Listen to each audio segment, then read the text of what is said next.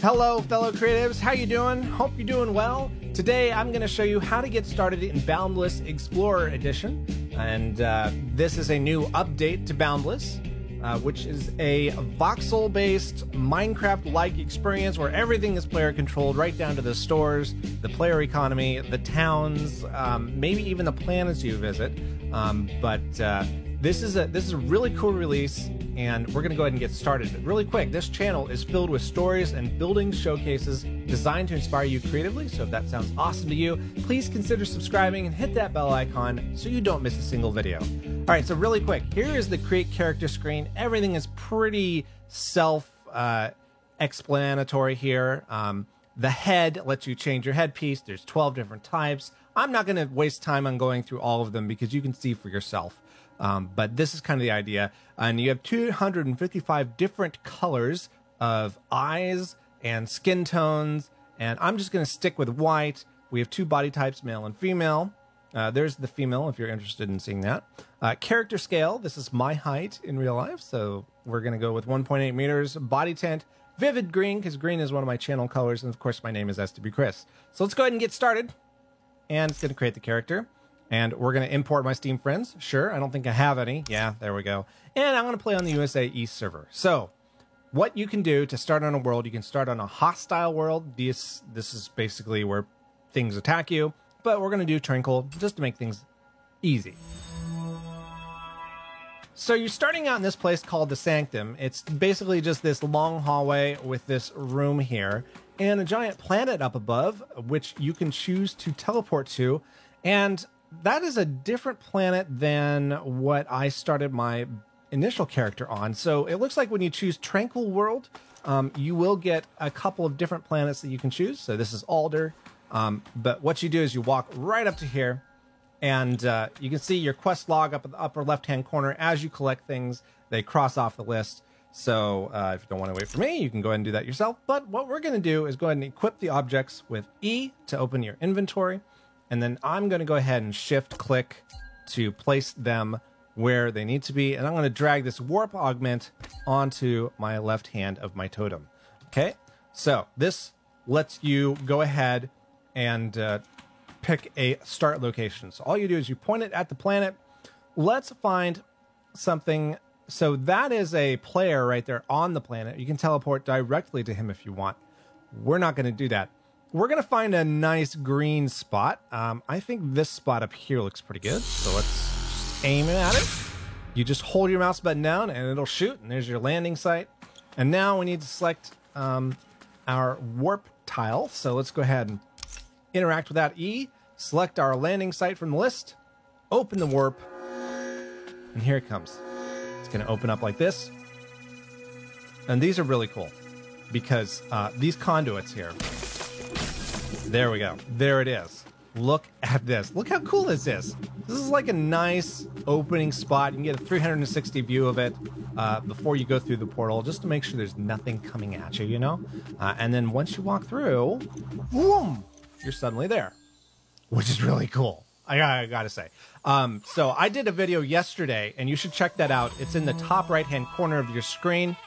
If you want to look at it, where I explore a player teleport hub, a couple of them actually, and we just zoom in and out through a bunch of portals like within seconds of each other. It's really neat to kind of look at. So go ahead and check out that video if you want.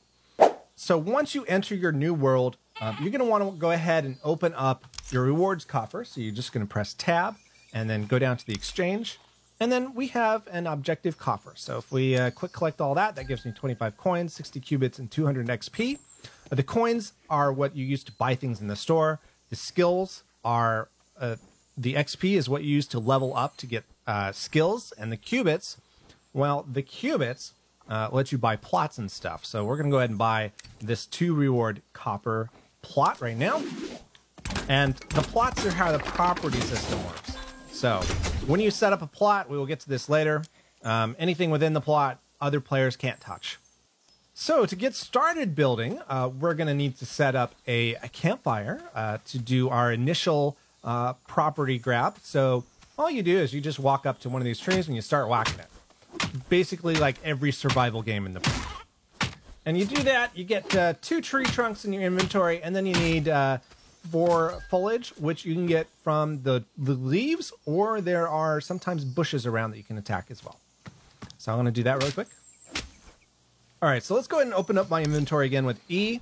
And you'll see I have 2 of these twisted wood trunks, and I have 4 of these lush foliages. Let's go to our handcraft menu up in the top right, and let's scroll down. This is the list of everything that you can craft currently with the equipment that you have. Let's go ahead and select campfire. We'll craft it. And that crafts instantly, so we have that in our inventory. If we look here and go back to our inventory, there it is. So I'm just going to shift select there. And this lets you go ahead and put down a temporary plot. It'll last about 2 hours. Let's go ahead and go over here into kind of this pink foliage. This is a really nice spot to do kind of a basic house, I think. So let's just put one down right here, and we'll just place it right there. And so now everything within this cube is going to be protected for 2 hours by the property thing. And the way you can see why it's 2 hours is you just hover over there. It says 1 minute, 59 seconds. That's all that is. So now we start with the more survival-y part of the experience, where we have to go and get materials to craft into things to be able to create a permanent settlement. So the way we do this is we need to craft a bunch of tree trunks to get a crafting table, and then a bunch more tree trunks and foliage and all this other stuff that we'll go through to get the hammer, shovel, and axe. And that will let us craft beacons or get enough materials quickly to craft a beacon, which is a permanent settlement. So that's pretty nice. So I'm just going to go and grab all this stuff that I need. All right, so that should be more than enough wood. But really quick, just one thing I wanted to point out is that, oops, I fell in a hole.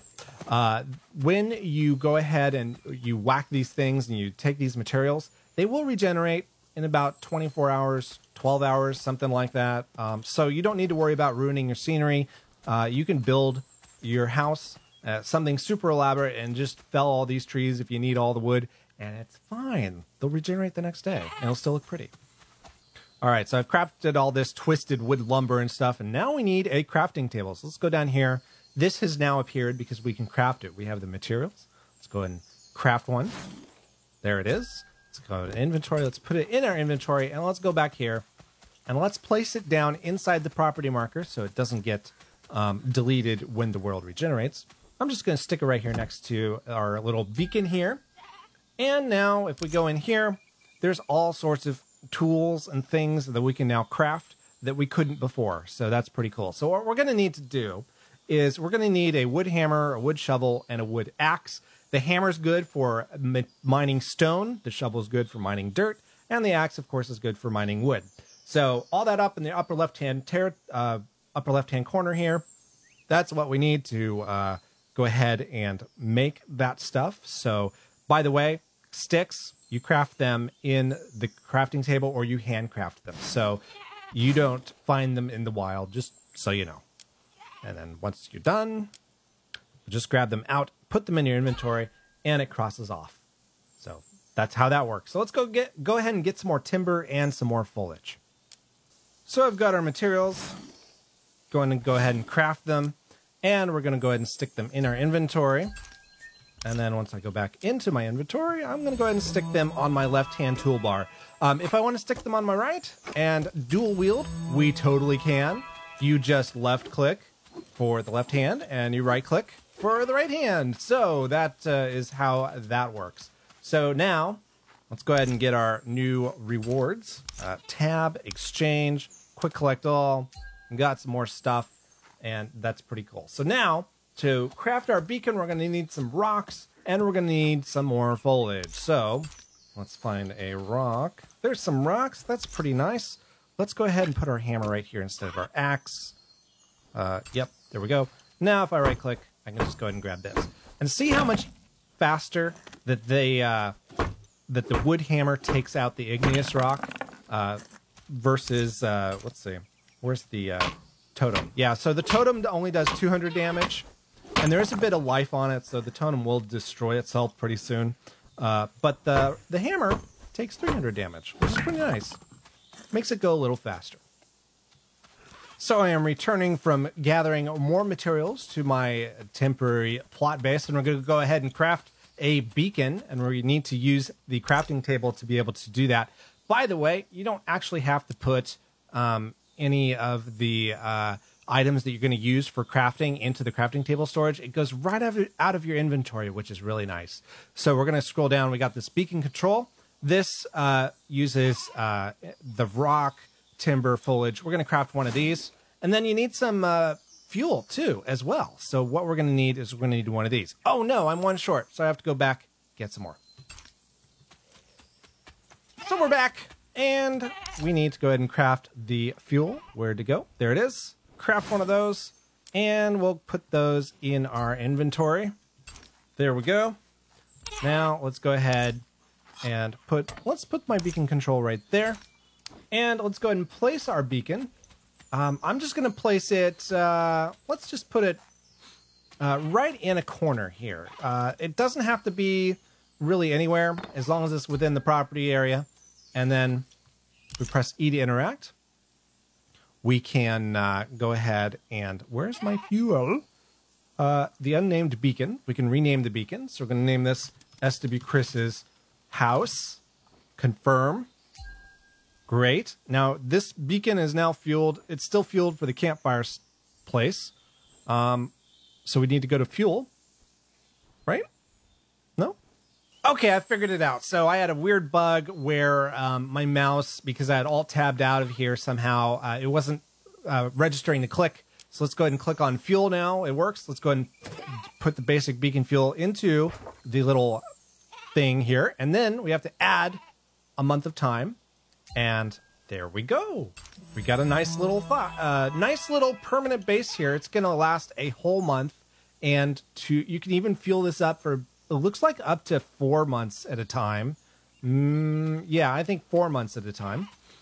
And basically, the basic beacon fuel, you only need 10 leaves to craft it, right? So 10 leaves a month, that's a really good trade-off. It's basically the opposite of ARK, right? So for 10 leaves a month, you can have this forever. This land basically forever. So now let's go ahead and do what the little tutorial says in the corner and unlock some more plots. So let's go back to the exchange. Let's grab all these and let's grab that one. And now we have 200 cubits to play with. Let's go ahead and buy some more plots. We can get a 2-plot wood coffer here. So let's do that again. This will give us 2 more plots. This is a funny little animation. And so now we have 2 extra plots we can add on to this to make our property bigger. To make our property bigger, we need to get a beacon plotter. So let's go to the recipes. Let's look and see how much a beacon plotter is. Looks like it's any timber, which I have. So let's go ahead and do that. And do I need a plot remover? Sure. Why not? There we go.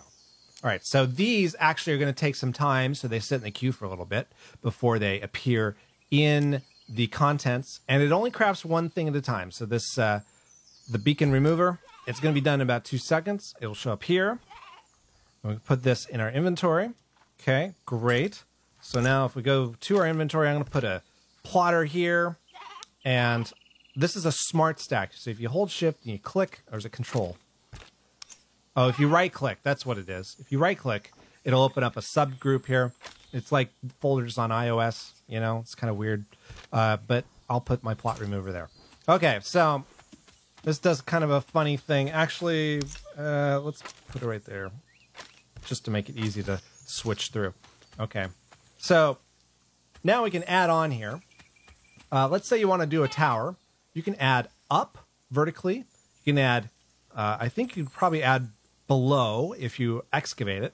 But let's go ahead. We're kind of at a weird sort of spot here where we've got, it's not even with the ground, the plot areas are. So let's go ahead and put 2 right there. And so now we got kind of a tall, thin area, which works pretty well for me. I think that'll work great. So now we should probably spend a little bit of time talking about skill points. Skill points, they're awarded each time you level up. If you press the O key, or if you press tab and go to character, you can go to the skills sub-tab, and you can add all sorts of these. So I'm not an expert on any of these things, so I'm not really going to go into it. And you don't really need to know about it when you're getting started. But what we can do is we can talk about some of these items, and these just kind of increase damage to make things easier. So if you're going to be doing a lot of wood, which I suspect, we may want to put some skill points into that. So we have 6 to play with to start out. And if you make a mistake later, I have 2 to play with where I can remove these after I close this. So if you reset a skill point, you can remove it and put it somewhere else. That costs one of these things. Let's see. Grapple mastery. There is a grapple in here where it's like a hook shot sort of type of thing. I'm not sure what a spanner is, but there's also some tool crafting and stuff. So you can learn these things and start specializing and open your own store up once you unlock level 4. So that's pretty cool too. For this, however, I'm going to go ahead and increase my damage a bit. I think we could use that. I'm not really anticipating a lot of combat, so I'm not going to worry about that. But maybe some luck would work, and let's do some agility so we can move faster as well. Okay, so that works for me. Let's go ahead, confirm the selection. I have no idea if this is a good loadout or not, but there we go. Once we do that, if we need to reset a skill point, we can go ahead. We can take it away by right-clicking, and then it will lose one of these things. See? But if I put it back, I get one back. So, you know, that kind of thing. I'm going to leave it the way it is, though. That's how that'll work. Okay, so next thing is food. Food you can get at first by just killing foliage, mining that, and you'll get these starberry type of things, I think, on most planets. And you just load it in, you just eat it up. And you'll notice that little yellow bar at the bottom, it just zoomed up to the top.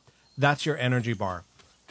So you may have noticed it decreasing as you swing things around, and then it goes back up a little bit once you're done. Yeah, so that's also kind of doubles as your stamina. So let's eat one more food, even though we don't really need to. That'll get us back up to full health. And that will cross off that little bit of the tutorial. So pretty cool. Finally, press J to open the journal. This lists all of your current mission progression objectives. So this one is going to basically show you how to do rewards, building, hunting, exploring. You know, it'll show you how to do that stuff. So this is our journal. We'll need to complete an objective to continue this. But that should serve you as enough of a kind of a primer to get started. So once you know how to use the journal, it's basically this little thing up here, and you just follow what it does. And it's a really great guide to helping you continue on your journey. In the next video, I'll show you how to craft what you need to build a base, craft torches for caving or decorating, and some basic combat. So subscribe and hit that bell icon to be notified when the video drops. In the meantime, check out the video in the bottom left where I explored some really awesome player-made teleport hubs. It's really cool. And I'll see you next time, and in the meantime, go make something awesome. Bye!